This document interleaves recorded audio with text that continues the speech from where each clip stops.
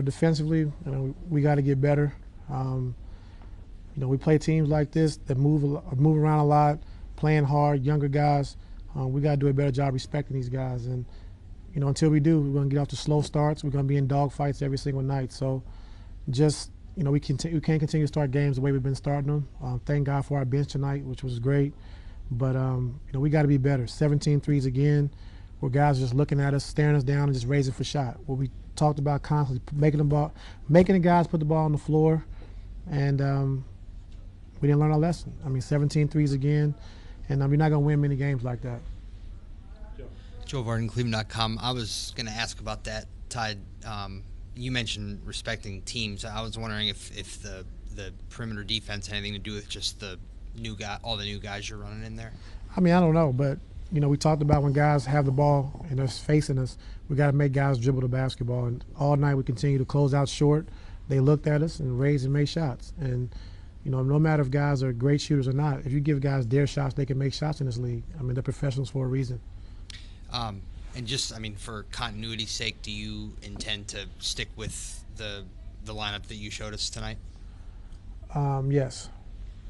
As you play, you got Timo tomorrow, who's big, and then on Saturday you have big Cousins. Yeah, Davis and Cousins. So for the foreseeable future, then, or just those couple games, or what do you? We'll see how it works out, Joe. But for these 2 games next, for sure.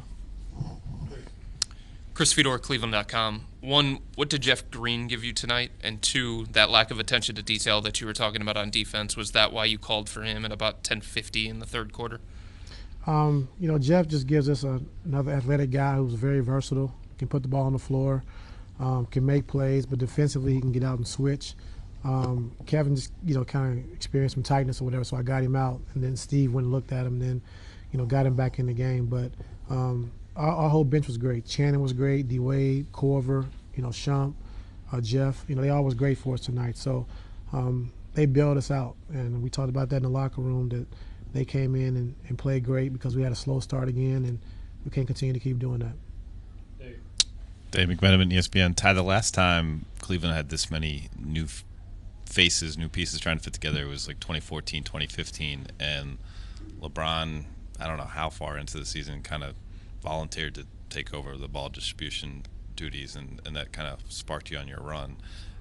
Is there any correlation between what's going on here? I know there's injuries, but getting the ball in LeBron's hands and trying to organize he's going to have the ball in his hands a lot. That's how we run our offense. But, with D-Rose out and, Isaiah out, it's tough, And, if you don't have a point guard on the floor, it's tough, to win games no matter how great LeBron is. It wears them down. Have to handle the basketball, have to defend, and then make every play. But, tonight we needed that, and going forward we just have to see.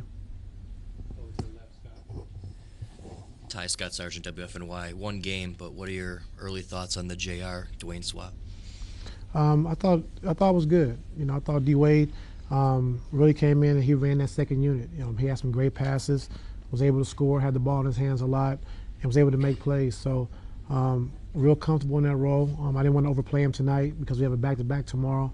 So once we got the lead and he asked to come out in that third quarter when he got a little winded, I tried to keep him on the bench as long as I could. So knowing we have to have a back-to-back tomorrow, we got to keep him fresh. So the minutes were, with that in mind, it wasn't anything outside of? Yeah, just with that in mind. Once we kept increasing the lead and he was over there just thinking about, we play again tomorrow. So great lift, love having the ball in his hands, very smart with the basketball. So I like him running that second unit. Tom Withers, AP. You just answered my question, Ty. Is it more important for Dwayne to play make as opposed to scoring, just to, like to me, I think playmaking is both, scoring the basketball and making the right play. And having it in his hands is just, he's never in a rush. He's always poised, and he makes the right play. So I just like having the ball in his hands and let him make decisions. Jeff Shadell, News Herald. Ty, did you come out with some more defensive energy in that third quarter? Looked like you were getting loose balls better than in the first half. I thought we flew around a lot better in the third quarter. After seeing the film at halftime and how slow we were moving, how we didn't pay attention to detail. And I think coming out in the third quarter, we really, locked in defensively. Then, we got up and then we kind of let our foot off the gas again. They made some shots again, so then we had to crank it back up. But we just got to have a better defensive mindset from start to finish.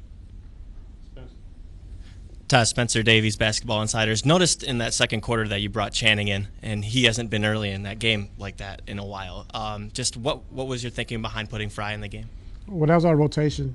Talked to him before in shoot around that I would try to get Tristan out probably 5 minutes to go in that first quarter, and then bring Tristan back with the second unit. But Channing played well, so it kind of carried over into that second quarter. So, he came in and did what he's supposed to do. He made shots. Spraying in the screens, did a good job on the big. So Channing was really good for us. Do you foresee that as a role for him going forward? Yes. Chris Fedor, Cleveland.com. Ty, what was the key to slowing down Markkanen in the second half? Closing out, getting to his body. They ran the same play 5 times. Just getting to his body, making him put the ball on the floor, drive the basketball. And his percentages went down. We know he can pick and pop, and we should have known that from the last time we played him in preseason. So we did a better job of, in the second half, of getting to him, closing out, making him dribble the basketball. Marla Ridenour, Akron Beacon Journal. I know LeBron has the ball in his hands all the time, but can you see how much he enjoys it when, like, those bounce passes to Love in the lane in the fourth quarter? Yeah, I see it.